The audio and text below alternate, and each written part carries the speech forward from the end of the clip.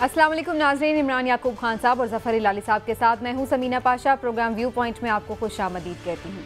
आज़ाद कश्मीर की कानून साज असम्बली के लिए इंतखाबात में अब चंद ही दिन बाकी रह गए हैं। 25 जुलाई को ये मार्का सजेगा और जनाब इस हवाले से हम देख रहे हैं कि जो मुख्तलिफ सियासी जमातें हैं उनकी इंतखाबी मुहिम ज़ोरों शोर से जारी है। काफ़ी ज़्यादा जलसे किए गए हैं पाकिस्तान मुस्लिम लीग नून की जानिब से, जो कि इस वक्त बरसरे इक़्तिदार भी रहे हैं। आज़ाद कश्मीर में आखिरी हुकूमत उन्हीं की रही है और इसके साथ साथ पाकिस्तान पीपल्स पार्टी की जानिब से सबसे पहले आगाज़ किया गया था कैंपेन का। बिलावल भुट्टो ने उसे लीड किया, लेकिन बीच में फिर वो अमरीका चले गए। उनकी गैर मौजूदगी में आसफा भुट्टो जरदारी साहिबा ने आज ये कैंपेन संभाली है, जबकि मीनवाइल धुआंधार खिताबात करती रही हैं मरियम नवाज शरीफ साहिबा। मुख्तलिफ जगहों पर उन्होंने जलसे किए, रैलियाँ की और जुलूस किए।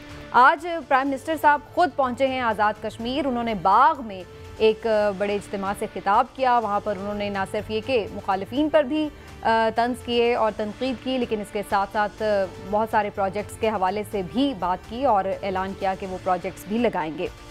इससे पहले मुख्तलिफ वज़रा ज़रूर कैंपेनिंग कर रहे थे, लेकिन उनसे मेरा ख्याल है फ़ायदा कम और नुकसान शायद ज़्यादा ही हुआ हो PTI का, क्योंकि जो वज़ीर अमूर कश्मीर हैं उनकी जानिब से खासी कॉन्ट्रोवर्शियल स्टेटमेंट्स और हरकत व सकनात जो हैं वो जीनत बनती रही हैं ख़बरों की। बहरहाल प्राइम मिनिस्टर साहब ने आज जो खिताब किया, जिस तरह से कैंपेनिंग हुई है पूरी इस इलेक्शन के लिए, उसका आज तफसीली हम जायज़ा लेंगे। आप सबको खुशामदीद कहती हूँ। और सबसे पहले तो आपने अभी हिस्सा सुन ही लिया प्राइम मिनिस्टर साहब की तकरीर का, जिसमें उन्होंने नवाज शरीफ साहब के हवाले से इशारतन कहा कि जनाब वो अदाकारी करके चले गए हैं लंदन, और उसके साथ साथ उन्होंने ये भी अपना मारूफ और मशहूर जुमला कहना इससे नहीं वो चूके कि NRO नहीं देंगे। क्या उन्होंने कहा इस बारे में ये भी सुन लीजिए, फिर बात का आगाज़ करते हैं। सारे बड़े बड़े डाकू कभी कह रहे हैं आज हुकूमत गिराएंगे, कल गिराएंगे। ये सिर्फ एक चीज मांग रहे हैं, ये चाह रहे हैं कि इमरान खान इनको NRO दे दे, इनके गुने माफ कर दे, इनके करप्शन माफ कर दे। क्या बरतानिया में एक ताकतवर पकड़ा जाए करप्शन करते हुए, क्या उसकी जुर्रत है कहने की कि मुझे NRO दे दो? इमरान साहब, क्या अभी भी NRO मांगा जा रहा है? आज प्राइम मिनिस्टर साहब खुद पहुंचे कश्मीर कैंपेनिंग के लिए, लेकिन वहाँ पर भी इस बात का तज़किरा करना नहीं भूले। बिस्मिल्लाहिर्रहमानिर्रहीम। देखिए, वज़ीर आज़म इमरान खान साहब बतौर वज़ीर आज़म अगर कुछ कह रहे हैं तो हमें उनकी बात को पे गौर ज़रूर करना चाहिए, हमें उस पे यकीन करने की कोशिश भी करनी चाहिए। लेकिन उसकी तस्दीक भी करनी चाहिए। देखें ना, वज़ीर आज़म तो 3 साल से कह रहे हैं कि मैं NRO नहीं दूंगा, मैं NRO नहीं दूंगा, लेकिन अपोजिशन मुसलसल 3 साल से ये कह रही है कि जनाब ये भी तो बता दें कि आपसे NRO मांग कौन रहा है। लिहाजा ये बात इसी तरह से है कि ये कहते हैं मैं दूंगा नहीं, वो कहते हैं मांगते नहीं। लेकिन ये देखिए आप बात के वज़ीर आज़म साहब ने आज बड़ी अच्छी बात की। उन्होंने कहा जी बड़ी मासूम शक्ल बना के तो जाली मेडिकल रिपोर्ट्स दे के वो एक्टिंग करके चले गए। जनाब मान लिया वो उन्होंने झूठी रिपोर्ट्स दी, लेकिन मैं ये चाहूँगा वो तो बहुत बड़े एक्टर भी निकले, लेकिन उस हदायतकार का हम क्या करें जिसकी हिदायत पे अच्छा। वो रिपोर्ट्स तैयार की गई। ठीक है। इसका मतलब है वज़ीर आज़म सिर्फ ये कह के कि वो रिपोर्ट्स जाली थी अपने आप को बरीउज़्ज़ुम्मा करार नहीं दे सकते, क्योंकि जिस सूबे से, जिस सरकारी अस्पताल से उनकी रिपोर्ट्स तैयार की गई वो भी उनकी ही हुकूमत है, वहाँ पे उन्हीं की पार्टी के, वहाँ पे उनके हर दिल अजीज़ वसीम अकरम प्लस जनाब उस्मान बुज़दार साहब उस सूबे के हाकिम हैं। एक तो बात ये। अब आ जाते हैं उनके खिताब की तरफ। तो खिताब की तरफ मैं दोबारा आ जाती हूँ आपके पास, लेकिन मैं हिलाली साहब से ज़रूर कमेंट ले लूँ इसके हवाले से।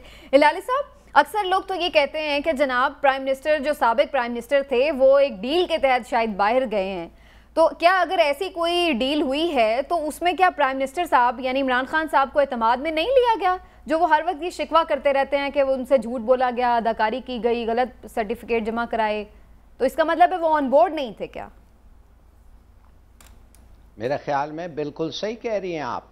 मुझे तो 2 घंटे बाद पता चल गया और मैंने प्रोग्राम पे भी कह दिया था कि इसका टेस्ट फेक है, और मैंने कहा कोई सिक्योरिटी नहीं था। वो ब्लड सैंपल के किधर वो पूरा रात उसको रखा गया और कोई ओवरसाइट नहीं था कि उसको कितने दफ़े हिलाया, इसलिए हिलाने से वो प्लेटलेट्स बढ़ जाते हैं।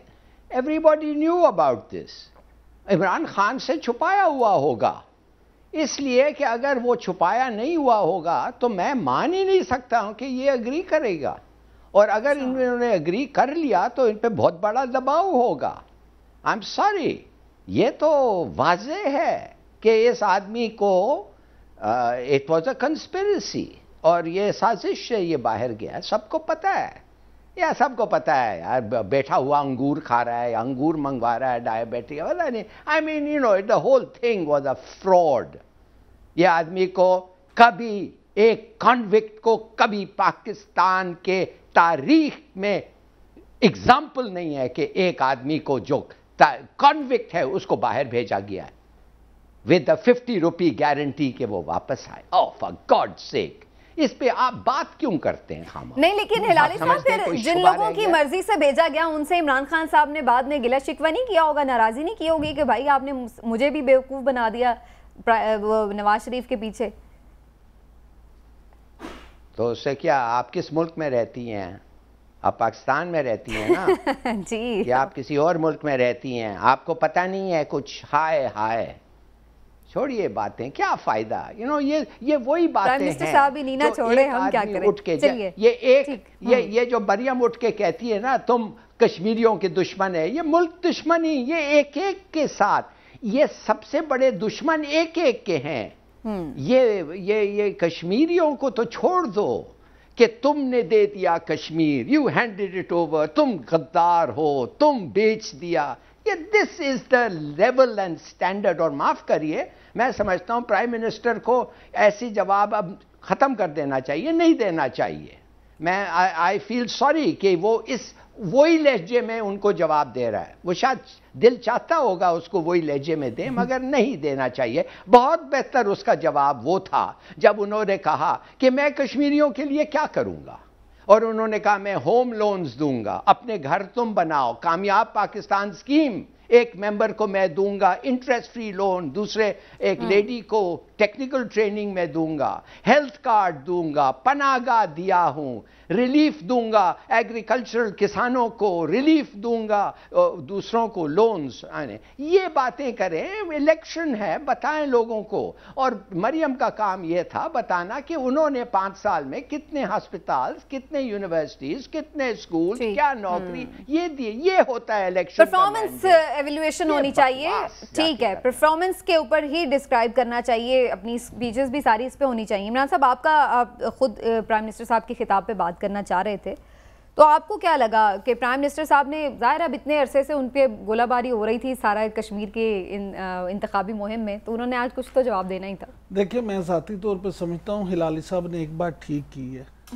وہ کیا بات ٹھیک کی ہے؟ اب دیکھیں, ہماری سیاسی جماعتوں نے جو کلچر وہاں اپنایا ہے, جس طرح سے ایک دوسرے کو کشمیر فروش ثابت کرنے کی کوشش کی ہے, جس طرح پہ ایک دوسرے کو مودی کا یار ثابت کرنے کی کوشش کی ہے, جس طرح سے ایک دوسرے کو غدار ثابت کرنے کی کوشش کی ہے, اس سے کشمیر کاز کو کیا فائدہ پہنچا ہوگا یا نقصان؟ وہاں دیکھیں, انڈیا میں بیٹھے لوگ آپ پہ ہنس رہے ہیں, وہ کہتے ہیں ہم سے آپ آزادی کی بات کرتے ہیں, ہمارے مقبوضہ کشمیر کی آپ بات کرتے ہیں, آپ سے اپنا کشمیر سنبھالا نہیں جا رہا, وہاں آپ ایک دوسرے کے بارے میں کیا باتیں کر رہے ہیں. اور پھر سب سے بڑی بات یہ ہے جو میرے نزدیک, اس پہ میں تو سمجھتا ہوں کہ ماضی کی طرح جو پاکستان کی مین پولیٹیکل قیادت ہے اس پہ ویسے ہی پابندی ہونی چاہیے. کشمیر کا الیکشن ہے تو کشمیری عوام اور کشمیری لیڈرشپ وہاں پہ ووٹ مانگے, وہاں پہ تقریریں کریں. یہ کیا بات ہوئی, یہاں سے مسلم لیگ کے لیڈر چلے جائیں, پیپلز پارٹی کے لیڈر چلے جائیں, پی ٹی آئی کے چلے جائیں, اور پھر خدا کی پناہ وزیر اعظم صاحب نے آج اپنے خطاب میں کچھ اچھی باتیں کی, بالکل مانتا ہوں, لیکن مجھے آپ یہ بتائیں کہ وزیر اعظم صاحب کو یہ سوٹ کرتا ہے کہ ایک ایسا ان کا وزیر جس کو آزاد کشمیر کے الیکشن کمیشن نے کہا ہے آپ نکل جاؤ کشمیر سے, جی تم یہاں نظر نہ آؤ, اور وہ وہاں وزیر اعظم کی موجودگی میں وہاں بیٹھا ہوا ہے. یہ ان کا ایٹیٹیوڈ کیا ثابت کرتا ہے؟ خدا کا واسطہ ہمارے سیاسی جماعتوں نے اگر اب بھی ہوش کے ناخن نہ لے تو اس کا مطلب ہے کہ شاید کشمیر کاز کے ساتھ یہ مخلص نہیں ہے. کشمیر کاز کے ساتھ کشمیریوں کے ایشو پہ کسی نے بات کی, وہاں پہ تو یہ بات ہونی چاہیے. کون سے آزاد کشمیر کا مجھے کوئی ایک گھر بتائیں جن کی فیملی آدھی وہاں مقبوضہ کشمیر میں نہ ہو, ان کی رشتہ داریاں وہاں نہ ہو, ان کے معاملات وہاں نہ ہو. یہ بجائے اس کے کہ ان کو کوئی ایسا فارمولا دیں کہ جناب ہم جیتیں گے, ہم ان کی آزادی کے لیے یہ کریں گے, ہم آپ کی ترقی کے لیے یہ کریں گے, ہم آپ کی محرومیاں دور کرنے کے لیے یہ کریں گے. یہ اصل کام پہ بات نہیں کرتے, اصل ایجنڈے پہ بات نہیں کرتے. پاکستانی سیاست کو وہاں جا کے انہوں نے صرف فروغ دیا ہے, وہاں پر پاکستان والی سیاست. میں معافی چاہتا ہوں, پاکستانی سیاست کو فروغ نہیں دیا, پاکستانی سیاست کے گندے جو روپ ہیں اس کو وہاں پہ فروغ دیا. ٹھیک ہے, عمران صاحب کی یہ بات صحیح ہے کہ کشمیر کے لیے ایک ویژن ہونا چاہیے تھا ہلالی صاحب, لیکن آج عمران خان صاحب نے یہ بات دوبارہ ریپیٹ کی ہے کہ میں کشمیر کا سفیر بن کر نکلوں گا, ہر پلیٹ فارم پہ بات کر بھی رہا ہوں, کرتا چلا جاؤں گا. یہ تو ایک پازیٹیو جیسچر رہا ہے ان کی جانب سے.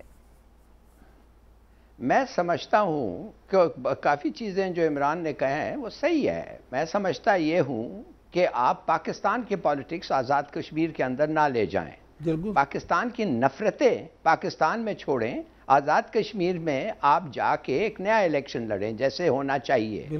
وہ آدمی اگر آزاد کشمیر میں آ کے کچھ کیا ہے غلط تو اس کو یو ٹیک دیٹ اپ, مگر پاکستان میں اگر اس نے کچھ غلط کیا ہے تو آپ اس کو رہنے دیں فی الحال. دوسری بات میں کہنا چاہتا ہوں, یہ بھی اچھی بات ہے کہ اتنے فیملیز ہیں مقبوضہ کشمیر میں جو آزاد کشمیر, تو کیوں نہیں, میں تو سمجھتا ہوں کیوں نہیں حریت کے ایک لیڈر کو آپ ڈپٹی پرائم منسٹر بنا دیں آزاد کشمیر کا.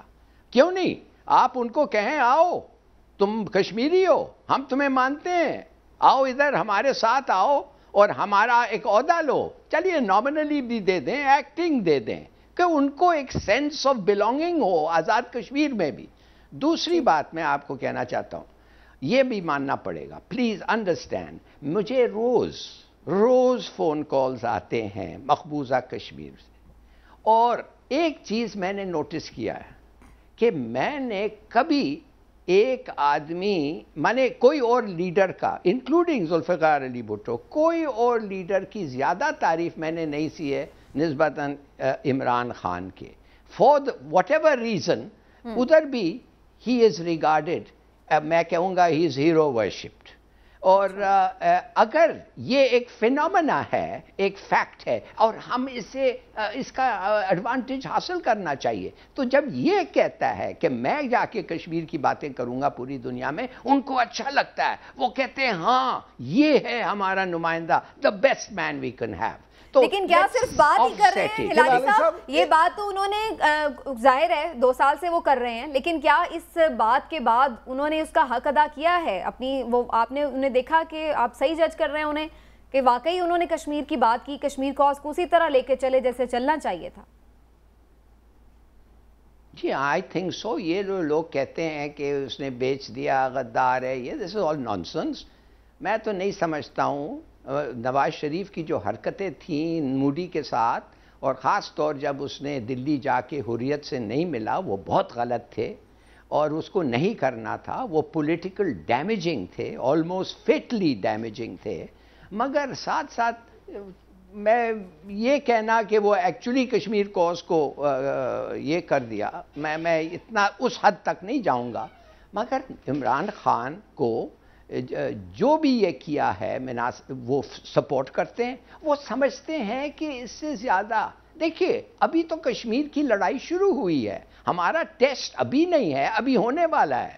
کشمیری جب آرگنائزڈ ہوں گے, جب ٹھیک قسم کا موومنٹ ہوگا, جب ہمارے پاس وہ آئیں گے اور کہیں گے مدد کرو, وہ ہوگا وقت جج کرنا کہ ہم کتنا کرتے ہیں اور کیا کرتے ہیں. یہ تو اب شروع ہو رہا ہے. اچھا جی عمران صاحب, سفارتکاری کا حق ادا کیا؟ دیکھیں جی, پہلی بات تو یہ ہے کہ میں یہاں پہ یہ آپ کو بالکل واضح طور پہ کہہ دوں کہ میں سمجھتا ہوں کہ پیپلز پارٹی کی قیادت ہو, محترمہ بے نظیر بھٹو شہید ہوں, وہ میاں نواز شریف ہوں, مسلم لیگ نون کی قیادت ہو, یا وزیر اعظم عمران خان ہو, پاکستانی کوئی بھی لیڈرشپ یہ اس طرح کا نہیں کر سکتی کہ وہ کشمیر کا سودا کرتے, یا کوئی بھی ایک محب وطن پاکستانی کشمیر کا سودا نہ کر سکتا ہے, نہ وہ سودا قبول کر سکتا ہے. پہلی بات تو یہ ہے, یہ صرف سیاسی سٹنٹ بازی ہے, ایک دوسرے پہ الزام تراشی. دوسری بات یہ ہے کہ میں نہیں سمجھتا کہ وزیر اعظم صاحب نے اس کا حق ادا کیا ہو. پرائم منسٹر جو ہیں ہمارے عمران خان صاحب, انہوں نے جو انہیں کرنا چاہیے تھا, جس طرح سے کشمیر کو عالمی فورمز پہ لے کے جانا چاہیے تھا, جس طرح سے انہیں عملی جدوجہد کرنا چاہیے تھی، عملی طور پہ کشمیریوں کا ساتھ دینا چاہیے تھا، اس طرح سے انہوں نے ساتھ نہیں دیا۔ اور سب سے اہم بات میں یہ سمجھتا ہوں کہ ہلالی صاحب تو ابھی کہہ رہے تھے کہ ایک سیریمونیل ڈپٹی پرائم منسٹر نہیں بنا دیتے، میں یہ کہتا ہوں کہ آپ ان کو یہ کیوں نہیں کہتے کہ ہم آپ کو آزاد کشمیر میں مظفر آباد میں ایک سیکٹریٹ دیتے ہیں، آپ اپنی شیڈو کابینہ یہاں بنائیں، آپ یہاں پہ بیٹھ کے اپنے فیصلے کریں، ہم آپ کو پوری طرح سے سپورٹ کرتے ہیں۔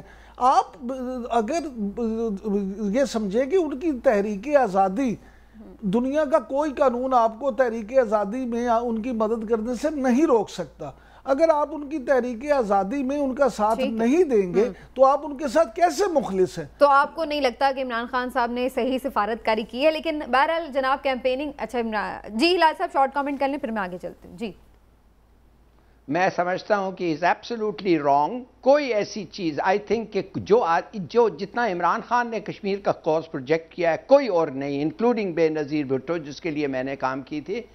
اور دوسری بات میں یہ کہتا ہوں کہ ہاں یہ دوسری بات جو انہوں نے کہا کہ آؤ ادھر بیٹھو اور ادھر چلاؤ، کیوں نہیں؟ میں کہتا ہوں اگر پریکٹیکل ہوگا، اگر وہ سب چیز ادھر چھوڑ کے ادھر آ سکتے ہیں، اگر ان کو آنے دیں گے، اگر ان کی فیملیز اور جو ان کے سرکمسٹانسز ہے، کیوں نہیں؟ Why not?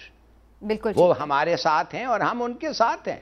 ٹھیک ہے، تو پریکٹیکلی بھی اس میں ہمیں دیکھنا پڑے گا کہ یہ پاسبل ہوگا یا نہیں۔ لیکن ایک چیز بڑی امپورٹنٹ رہی ہے ہلالی صاحب، وہ یہ کہ سب لوگوں نے اس پر خوب یوں سمجھ لیں کہ نیٹ پریکٹس سمجھا ہوا تھا شاید اس انتخابی مہم کو سب نے، اور خوب اس میں اپنی پریکٹس کی ہے۔ بلاول گئے امریکہ تو آ گئی آصفہ بھٹو، اور آصفہ نے آج خطاب کیا اور جناب انہوں نے کیمپین کو لیڈ کرنا شروع کر دیا۔ تو کیا کچھ متاثر ہوئے آپ آصفہ بھٹو سے؟ آپ مجھ سے پوچھ رہی ہیں؟ جی جی لالی صاحب۔ نہیں، میں نے سنا ان کا تقریر آج، وہ چیخ رہی تھیں زیادہ تر۔ میرے اپنے خیال میں کہ یہ سب ابھی بہت ینگ ہیں، ان کو ایک فیل ہونا چاہیے پالیٹکس میں۔ اگر آپ کے پاس فیل ہے، اگر آپ نیچرلی ہیں تو آپ کو ایک فیل ہوتا ہے، تو وہ پہلے دوسرے تیسرے تقریر میں محسوس ہو جاتا ہے۔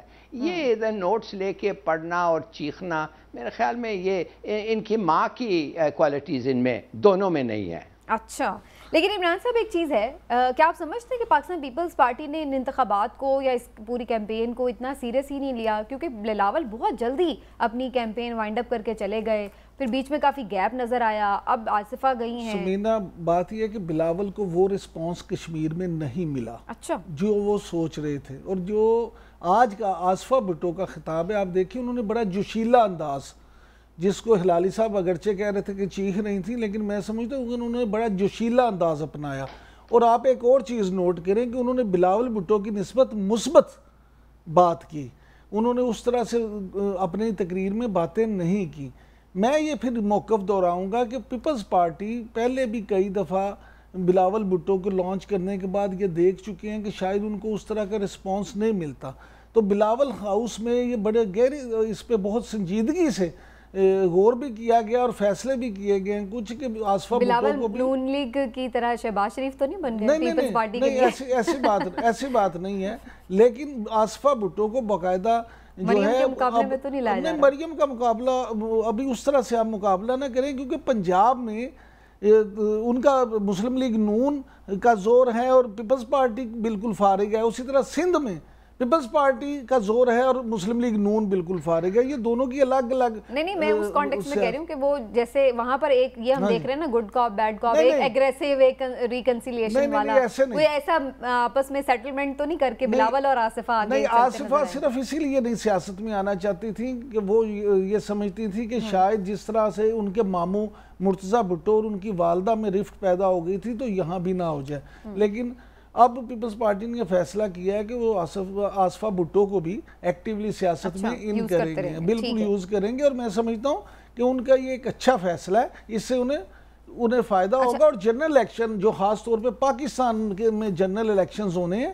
یہ اس کی ایک پریکٹس بھی ہے، آپ دیکھیں گے کہ آپ کو اس میں آصفہ زیادہ ایکٹیو نظر آئیں گے۔ چلیے جاتے جاتے ایک کامنٹ میں ذرا مریم کے حوالے سے بھی لے لوں۔ مریم نواز بار بار ووٹ چوری کا خدشہ اور بار بار اپنے کارکنوں کو بھی تیار اور الرٹ رہنے کے لیے کہہ رہی ہیں اور یہ بھی وارن کر رہی ہیں کہ جب ہم پہلے والی نہیں ہیں جماعت، ووٹ چوری کیا تو پھر دیکھ لیں گے یہ ووٹ چوری کا اتنا انہیں خدشہ ہے یا پھر کوئی یہ پیش بندی ہو رہی ہے کہ اگر کوئی اوپر نیچے ہو گئے ریزلٹس تو بھائی ہم کہہ سکیں کہ ہم تو پہلے ہی کہہ رہے تھے کچھ کریں گے؟ دیکھیں یہ پیش بندی ہے کیونکہ ڈسکا الیکشن کے بعد نا ساری جماعتیں جو ہیں وہ اس پہ بہت زیادہ ویجیلنٹ ہو گئی ہیں اور وہ یہ سمجھتی ہیں کہ اس پہ ہم نے جس طرح سے بھی روکنا ہے اس سارے معاملے کو تو کرنا ہے. وہ یہ پیش بندی کر رہی ہیں کہ ان حلقوں کو یہ باور کرانے کی کوشش کر رہے ہیں خاص طور پہ پی ٹی آئی اور جو ہے اس کے لوگوں کو کہ اگر آپ نے حکومت کا فائدہ اٹھاتے ہوئے اس طرح کا کوئی معاملہ کیا تو پھر ہم آپ کو کرنے نہیں دیں گے یا آپ کو ریزسٹ کریں گے. اس لیے وہ انہیں یہ باور کرانے کی کوشش کر رہے ہیں. ہلالی صاحب آپ کا کیا خیال ہے؟ کیا واقعی الیکشن آزاد کشمیر کا چوری ہو سکتا ہے؟ بار بار ہر تقریر میں یہ بات ضرور کر رہی ہیں مریم. پتہ نہیں ان کو کدھر سے یہ سب خیال آتا ہے. آپ اگر مجھے ان کا فیوچر پوچھیں تو میرے خیال میں چند مہینوں میں پتہ چل جائے گا کہ یہ 6 یا 8 سال کے لیے غائب ہو رہی ہے. اچھا. تو میرے خیال میں ایک دفعہ جب اس کو سزا مل جائے گا تو پھر وہ خود ہی ڈسکوالیفائی ہو جائے گی. وہ کہتے ہیں it's a nice cameo role she played جب نواز شریف پکڑا گیا، مگر میرے خیال میں اس کا دال نہیں گل رہا ہے. اور پنجاب میں جو ان کا سپورٹ ہے وہ ہے آدھا پنجاب ان کے، وہ سینٹرل پنجاب ان کے ساتھ ہے، مگر میرے خیال میں اگر کوئی دوسرا گورنمنٹ آئے جو بھی ہو پرفارم کرے ان کو لوگ بھول جائیں گے. ابھی بہت ساری چیزیں ان کے بارے میں بہت ساری چیزیں ہونی باقی ہیں، وہ آئیں گے. ٹھیک ہے، پکچر ابھی باقی ہے. جو سب سے اہم بات یہ ہے کشمیر الیکشن کی جو آپ بھول گئی ہیں وہ ہے 12 سیٹیں جو پاکستان میں ہیں.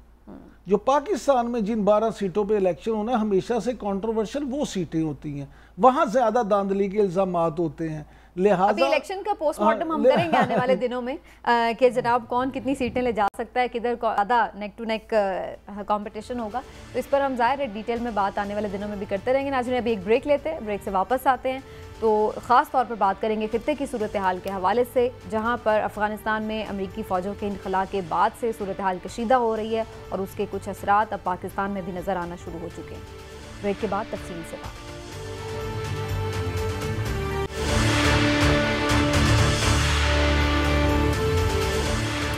ویلکم بیک ناظرین. ہم ہمیشہ سے یہ کہتے ہیں کہ پاکستان کا جو مفاد ہے، جو امن ہے، وہ یقینی طور پر افغانستان سے جڑا ہے. افغانستان میں جب سے کشیدہ صورتحال ہے اس کے بعد سے ہم دیکھ رہے ہیں کہ کچھ واقعات پاکستان میں بھی نظر آ رہے ہیں، لیکن ایک خطرناک واقعہ جو پیش آیا وہ داسو بس کا واقعہ تھا، جہاں پر ہم نے دیکھا کہ چائنا کے جو باشندے تھے وہ بھی اس میں جاں بحق ہوئے، جس کے بعد صورتحال یہ رہی کہ ہم نے ایک ایسا بھی دیکھا کہ شاید کوئی رفٹ پیدا ہو رہا ہے اس پروجیکٹ کو لے کر کے. بہرحال اب وہ ایک خدشہ تو ختم ہو گیا ہے کیونکہ چینی کمپنی نے اس حوالے سے ایک نیا نوٹیفیکیشن جاری کر دیا جس میں ملازمین کی برطرفی کا جو نوٹیفیکیشن تھا، پاکستانی ملازمین کی برطرفی کا نوٹیفیکیشن، اس کو نل اینڈ وائڈ قرار دے دیا ہے. لیکن بہرحال صورتحال تھوڑی سنبھلی ضرور ہے، لیکن ابھی بہت ساری چیزیں ہیں اس واقعے سے جڑی جن کے اوپر تحقیقات مزید ہونی چاہیے، مزید اقدامات بھی لینے چاہیے. وہ کیا ہو سکتے ہیں اس کے حوالے سے بات کرنی بڑی ضروری ہے. اور ہلالی صاحب پہلے آپ کی طرف آتے ہوئے سر، آپ کیا سمجھتے ہیں کہ ایسے واقعات کر کے پاکستان اور چائنا کی جو آپس میں کوآپریشن ہے اس کو بیسیکلی ٹارگٹ کیا جا رہا ہے، جس پر ہم نے کل بھی اس حوالے سے بات کی، تو کتنا ویجیلنٹ اور الرٹ رہنا ہوگا دونوں ممالک کو؟ دیکھیے آپ نے بالکل صحیح کہا، یہ ٹارگٹ کیا جا رہا ہے. کل میں نے ایک کہا تھا کہ یہ جو سیکیورٹی تھا اس ریموٹ اور آف دا ٹریک ایریا کا وہ فوج کے پاس تھا، مگر مجھے بعد میں پتہ چلا کہ یہ فوج کے پاس یہ سیکیورٹی نہیں تھا، یہ تھا واپڈا کے پاس. اب میں تھوڑا سا اور بھی حیران ہوں کہ واپڈا کو یہ ذمہ داری دی گئی تھی کہ چائنیز انجینئرز جو ایک ریموٹ ایریا میں کام کر رہے ہیں ان کا سیکیورٹی آپ کا ذمہ وار ہے. I am very surprised. بہرحال میں سمجھتا ہوں کہ اس واقعے کے بعد یہ پورا سیکیورٹی فوج کے ہاتھ میں ہونا چاہیے. پورا security should be given to a responsible officer, اور کافی لوگ ہونا چاہیے، جتنے ضرورت ہیں اس سے زیادہ ہونا چاہیے اس کو گارڈ کرنے کے لیے. خدا کے لیے یہ وی کی ناٹ افورڈ ریپیٹیشن. پھر اگر یہ ہو جائے تو اٹ وڈ بی ٹیریبل. یہ بتائے گا کہ ہمیں we have no control over the area, جو غلط بات ہے. بالکل ہمارے پاس ہے کنٹرول اس ایریا کی بات. دوسری بات یہ ہے کہ یہ جو چائنیز نے بھی میرے خیال میں خواہ انہوں نے وہ جمپ دا گن, جیسے ہمارے فارن آفس نے ایک سٹیٹمنٹ دے دی کہ ہم یہ ایکسپلوژن نہیں تھا, یہ کچھ اور تھا. کہ میں نے ٹویٹ کیا, میں نے کہا تمہیں اس کی ضرورت کیا تھی بھائی یہ کہنے کے لیے, ٹھہر جاتے, اور تمہارا کام بھی نہیں ہے, یہ تو منسٹری آف انٹیریئر کا کام ہے. وہ کہتے اس کے بعد اگر فارن نیشنلز کے بارے میں کچھ سٹیٹمنٹ دینا تھا تم دے دیتے. بہرحال میرے خیال میں ایوری باڈی ہیز لرنڈ, اور انشاءاللہ یہ نہ ایسا نہیں ہوگا, اور اس کی ہینڈلنگ جو ہوگی یہ بہت بہتر ہوگی. مگر دعا کریں کہ یہ پوری ذمہ داری ایک اس آرگنائزیشن کے پاس جائیں جس کو پتا ہے ہاؤ ٹو ڈیفینڈ. بالکل ٹھیک ہے, بالکل یہ ریپیٹ نہیں ہونا چاہیے. اور اس حوالے سے یہ شاید ایک ویجیلنٹ کال بھی تھی عمران صاحب, سب کو وارن کر دیا گیا اس واقعے سے کہ بھائی ساری جو سینسٹیو چیزیں ہیں آپ سنبھال لیں.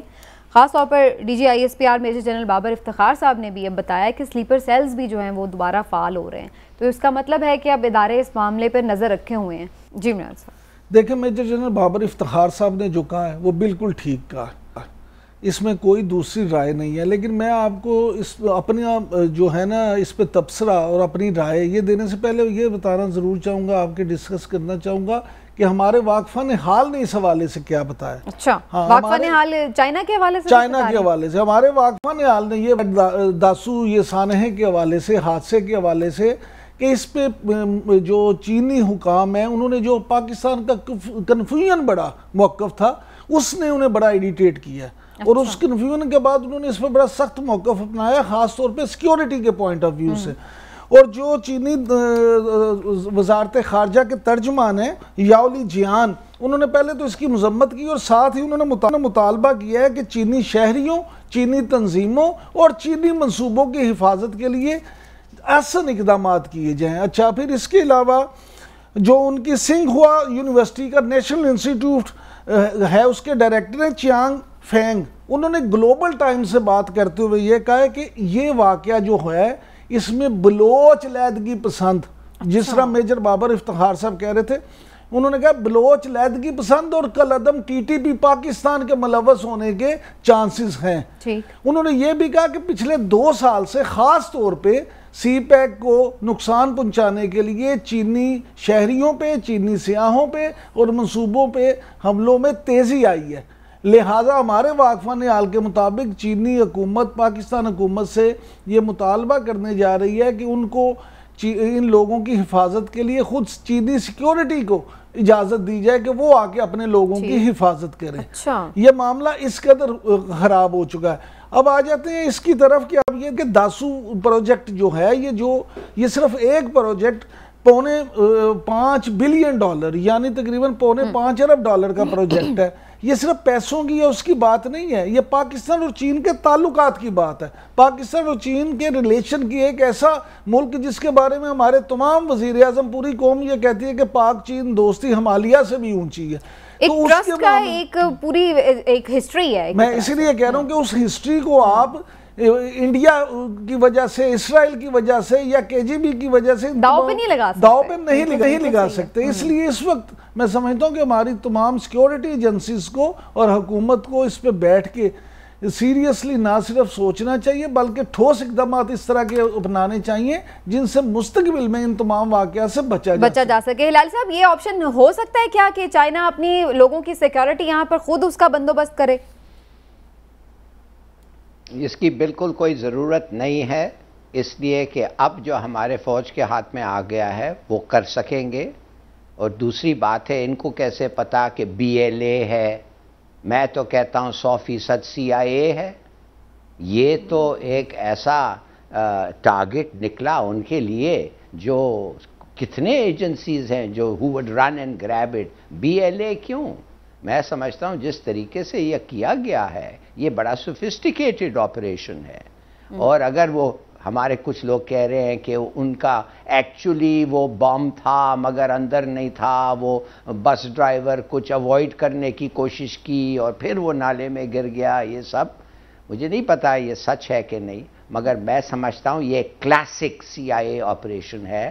اور ایک چیز آپ کو یاد ہونا چاہیے کہ یہ سی پیک اور چائنا یہ ایک فوبیا ہو گیا ہے اس وقت امریکہ میں.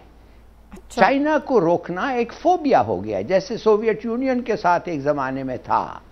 تو we have to be prepared. یہ وہ لوگ کر رہے ہیں جو ہائیلی اسکلڈ ہیں اس معاملے میں، اور پیسے ان کے لیے کوئی رکاوٹ نہیں ہے. اس لیے میں کہہ رہا ہوں ہم جتنے بھی لوگ چاہیے ہمیں ڈپلوائے کرنا چاہیے، اور ان ایریاز میں جدھر یہ سب ہو رہا ہے I think I am sorry میں تو مارشل لاء ڈکلیئر کر کے ان ایریاز میں سیفٹی اور سیکیورٹی کے لیے ٹوٹلی اس میں کنٹرول جو ہے وہ افواج کو دے دیں. لیکن ہلالی صاحب یہ جو ہم کنفیوژن کی بات کر رہے ہیں اس کی وجہ وہ سینسٹیوٹی تو نہیں ہے کہ چونکہ وہ ریلیشن شپ اتنا اسٹرانگ اور سینسٹیو ہے چائنا کے ساتھ، تو اس لیے وہ کنفیوژن میں کچھ اسٹیٹمنٹس آ رہے ہیں. اب وہ افغان سفیر کی جو صاحبزادی ہیں ان کے حوالے سے بھی آج بڑی کنفیوژن سی رہی اور اس کے بارے میں بھی بڑے متضاد سے اسٹیٹمنٹس آئے ہیں. افغان جو ہوا ہے اس میں اب کنفیوژن کوئی ہونا ہی نہیں چاہیے. وہ عورت کسی اور گاڑی میں تھی اور کسی اور کے ساتھ تھی. اس کا پرپس کیا تھا اس ٹرپ کا ہمیں نہیں پتا. لڑائی کیوں ہوئی ہمیں نہیں پتا. لیکن اس کا ان سارے معاملات سے کوئی تعلق نہیں تھا. بہرحال ٹھیک ہے ان سارے معاملات سے تعلق نہیں تھا. مگر ایک چیز میں آپ کو ضرور بتاؤں گا، وہ جو نوٹ پایا گیا ہے کمیونسٹ، اور وہ جو نوٹ جو اس کے پاس تھا، وہ دیکھیے یہ افغان ریفیوجیز جو پاکستان میں ہیں جو ادھر پناہ لیا ہے وہ مختلف پارٹیز کے لوگ ہیں. اور ان ریفیوجیز میں بہت سارے ویسے لوگ ہیں جو دوسرے ریفیوجیز کے خاندان میں نے سنا ہے قتل کیا ہے افغانستان میں. ایک کے ایک زمانے میں دشمن ہوتے تھے. تو جب آپ کا دشمن بھی پناہ لینے ایک دوسرے ملک آ جاتا ہے اور آپ اس کو پہچان لیتے ہیں تو دشمنی بھی بڑھ جاتی ہے. ہلالی صاحب آپ کو پتہ ہے میں نے تو ہلالی صاحب معافی چاہتا ہوں، میں نے سنا یہ ہے کہ جی آپ ٹھیک کہہ رہے ہیں. وہاں تو ان کی آپ کو پتہ ہے دشمنیاں بڑی پھیل جاتی ہیں.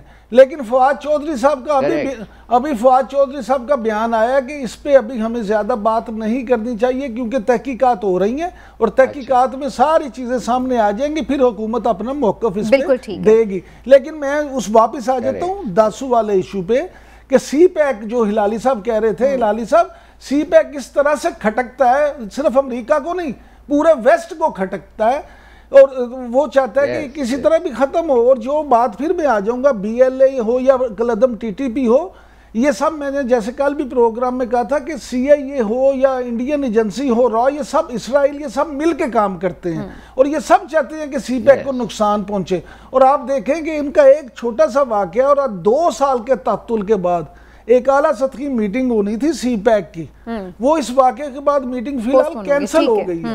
تو ہمیں اس پہ بہت ویجیلنٹ ہونے کی ضرورت ہے جناب، کیونکہ یہ حساس نوعیت کا معاملہ ہے اور خاص طور پر اس ملک اس میں شامل ہے، ہمارے ساتھ اس کی کوآپریشن ہے، ایک تاریخ ہے اور اس کو ہم بالکل بھی لائٹ نہیں لے سکتے. اور آئی ہوپ کہ اب جو چیزیں ہیں ان پر پوری طرح کنٹرول حاصل کر لیا جائے گا. ناظرین ایک بریک لیتے ہیں، بریک سے واپس آتے ہیں تو کچھ بات کریں گے کہ سندھ پولیس کے جو اختیارات ہیں ان میں کچھ ترمیم کی جا رہی ہیں، اس کے پیچھے کیا کہانی ہے، کس کو نوازا جا رہا ہے اور کس کو بچانے کی کوشش کی جا رہی ہے. بات ہوگی ایک بریک کے بعد ہمارے ساتھ.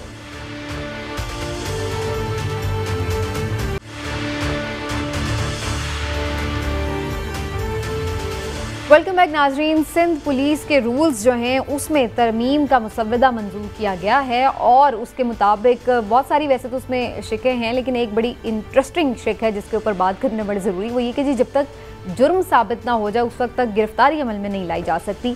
اور ظاہر ہے کہ یہ ایسا ہے کہ جیسے سندھ پولیس کو بالکل آپ محدود کر دیں، اور اس پہ بہت سی تنقید شروع بھی ہو چکی ہے کہ جناب آپ نے پر کاٹ دی ہیں، سندھ پولیس کے اختیارات ان کے اتنے محدود کر دیے ہیں، یہ کھلی چھٹی دے دی گئی ہے بہت سارے جرائم پیشہ عناصر کو. تو کیا اس کے فائدے ہیں یا نقصان اور اس کا مقصد کیا ہے کرنے کا، اس پہ کچھ بات کر لیتے ہیں. عمران صاحب کیا کر رہے ہیں یہ سندھ پولیس؟ پھر اگر گرفتار ہی نہیں کر سکتی تو پھر تو جو مرضی کوئی کرتا پھرے. سمینہ حکومت کی طرف سے تو یہ کہا جا رہا ہے کہ یہ جو قوانین ہیں ان میں تبدیلی کا فیصلہ پولیس حکام سے اور ماہرین سے مشاورت کے بعد کیا گیا. لیکن اگر میں آپ سے یہ عرض کروں کہ آج میں نے خود آن ڈیوٹی ہلالی صاحب اس وقت آن ڈیوٹی سندھ پولیس میں جو additional I G D I جی اور ایس ایس پی لیولز کے افسر ہیں جو مختلف ضلعوں میں تعینات ہیں, میں ان کا نام نہیں لوں گا, جو بطور ضلع کے سربراہ کے پولیس کے طور پہ کام کر رہے ہیں اس وقت, میں نے آج خود 4-5 لوگوں سے بات کی ہے. اور آپ کو یہ سن کے حیرت ہوگی کہ وہ پولیس افسر جن سے میں نے بات کی ہے ان میں سے اکثریت جو ہے وہ خود اس معاملے پہ کنفیوزڈ ہیں. اچھا, ہاں جی, کیا کنفیوژن ہے؟ 2 طرح کی کنفیوژن ہے. ایک تو یہ کنفیوژن ہے کہ ان سے اس طرح سے کوئی مشورہ نہیں کیا گیا جیسا کہ دعویٰ کیا جا رہا ہے. اچھا, دوسری بات یہ کہ ابھی تک ان کے علم میں یہ نہیں ہے کہ کون سے ایسے قوانین ہیں جن پہ وہ گرفتار کر سکتے ہیں اور کون سی دفعات کے تحت جو پرچے ہوں گے اس میں وہ گرفتار نہیں کر سکتے. تیسری بات یہ ہے کہ مجھے جو ایک بڑے سینئر افسر نے کہا, انہوں نے کہا جناب بات یہ ہے کہ اگر ہم ایسی بات کریں گے تو آن ریکارڈ تو آپ کہیں گے انسانی حقوق کی خلاف ورزی ہے اور این جی اوز ہمارے خلاف لٹھ لے کے آ جائیں گی, لیکن اصل چیز یہ ہے کہ مہذب معاشروں میں تو اس طرح کے قوانین ہوں تو وہ چل جاتے ہیں. یہاں تو جب تک مجرم کو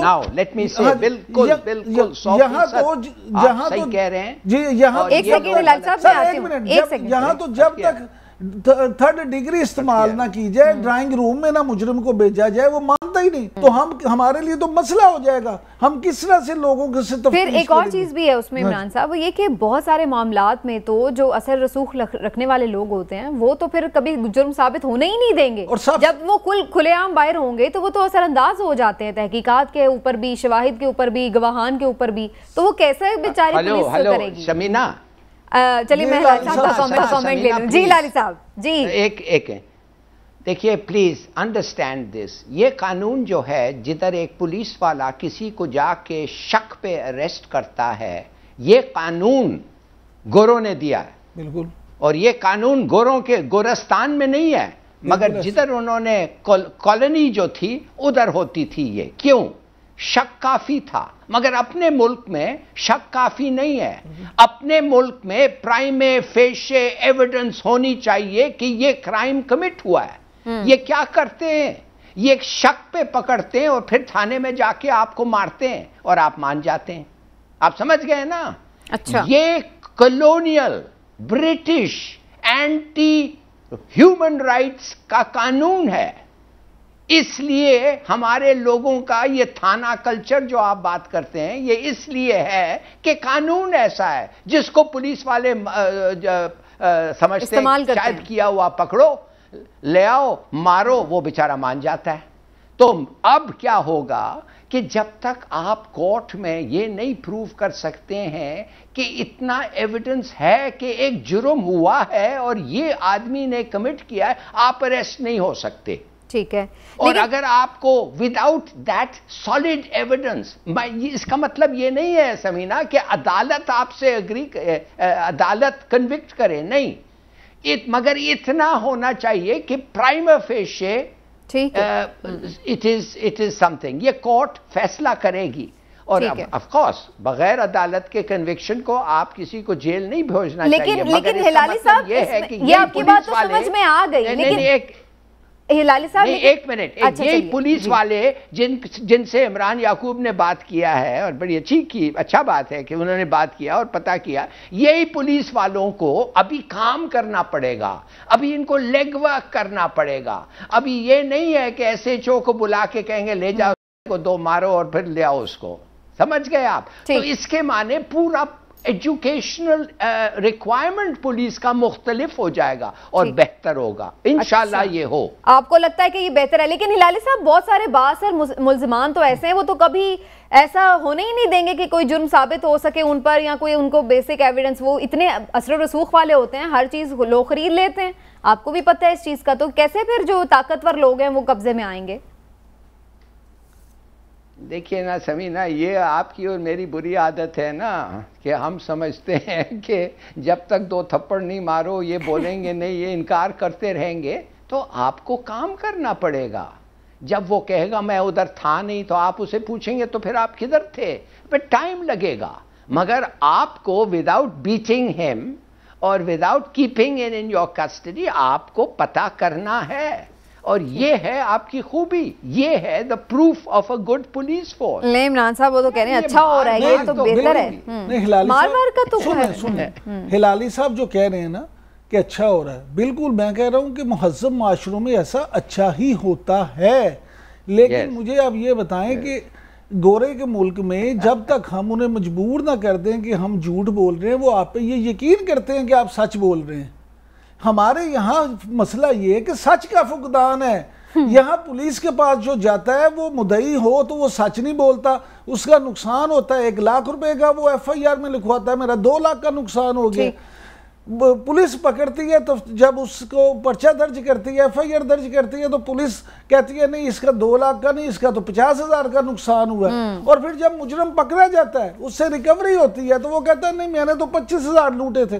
یعنی یہ بیس ہی ساری جھوٹ کے اوپر چل رہی ہوتی ہے۔ اب ہوتا یہ معاملہ پاکستان میں قانون اور انصاف کا، آپ یہ دیکھ لیں کہ نظام تو ایک ہے، لیکن اس پر فائدہ، اس پہ عمل درآمد 2 طرح سے ہوتا ہے۔ بااثر افراد کے لیے قانون ایک طرح سے بیہیو کرتا ہے، اور جو بیچارے مظلوم ہیں جن کا والی وارث کوئی نہیں ہوتا، ان کے ساتھ دوسری طرح سے بیہیو کرتا ہے۔ ویسے آج ہلالی صاحب بدل گئے ہیں، ورنہ وہ خود ہی کہتے ہیں کہ جس طرح کی جیلیں امیروں کو دی ہوئی ہیں انہوں نے، یہ کبھی نہیں مانیں گے۔ مجھے خدشہ صرف پتہ کیا ہے، مجھے خدشہ ہے ہلالی صاحب، میری آخری بات، ہلالی صاحب آخری بات سن لیں میں آپ سے، لاسٹ منٹ ہے، جلدی سے بات۔ مجھے خدشہ صرف یہ ہے کہ اس میں یہ نہ ہو کہ بااثر لوگ ہیں جو وہ چھوٹ جائیں، اور بیچارے جو غریب ہیں وہ بے گناہ ہی دھر لیے جائیں۔ جی ہلالی صاحب آپ بھی لاسٹ کامنٹ جلدی سے کر لیں، بالکل چند سیکنڈز ہیں۔ میں جلدی سے، میرا کامنٹ یہ ہے کہ 66 چارجز تھے عزیر بلوچ کے خلاف، جس میں میں خیال سے اب تک 20-25 جو چارجز ہیں اس سے ابزالو ہو گیا ہے۔ وہ اسی لیے ہوا ہے کہ لوگ ڈرتے ہیں کہ وٹنسز نہیں آنا چاہتے ہیں، اس لیے کہ اس کی ٹھکائی ہوگی وٹنسز کو، وہ ختم کر دے گا بعد میں۔ تو کہنے کی بات یہ ہے کہ بالکل تم نے سچ کیا، یہ معاشرہ اس وقت تیار نہیں ہے، مگر وی ہیو ٹو اسٹارٹ، ہمیں شروع کرنا ہے یہ کام پہ، اس لیے کہ اس قسم کا تھانہ کلچر کی ناٹ لاسٹ۔ بالکل ٹھیک ہے، چلیے جی سویلائز ہونے کی طرف پہلا قدم، اللہ کرے کہ یہ واقعی ایسا ثابت ہو اور تھانے کلچر میں تبدیلی آ جائے۔ ٹھیک ہے جی، چلیے جی پروگرام کا وقت ختم ہے۔ ناظرین آپ اپنا فیڈ بیک ہمیں دے سکتے ہیں اور ضرور دیجیے گا، کل انشاءاللہ پھر آپ سے ملاقات ہوگی، اپنا خیال رکھیے، اللہ حافظ۔